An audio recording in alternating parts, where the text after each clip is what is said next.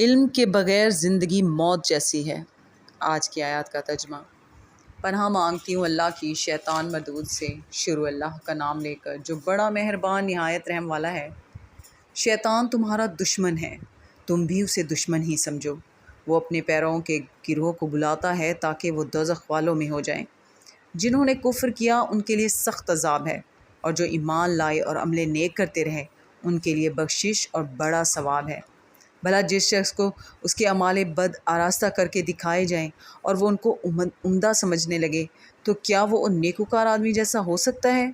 بے شک اللہ جس کو چاہتا ہے گمراہ رہنے دیتا ہے اور جس کو چاہتا ہے ہدایت دیتا ہے۔ تو ان لوگوں پر افسوس کر کر کے تمہارا دم نہ نکل جائے۔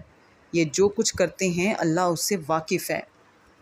اور اللہ ہی تو ہے جو ہوائیں چلاتا ہے، پھر وہ بادل کو ابھارتی ہیں، پھر ہم ان کو ایک بے جان علاقے کی طرف لے جاتے ہیں، پھر اس سے یعنی بارش سے زمین کو اس کے مردہ ہو جانے کے بعد زندہ کر دیتے ہیں۔ اسی طرح مردوں کو جی اٹھنا ہوگا۔ جو شخص عزت کا طلبگار ہے تو عزت تو سب اللہ ہی کی ہے۔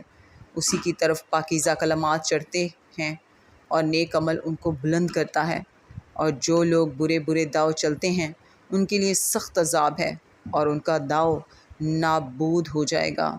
صدق اللہ العظیم۔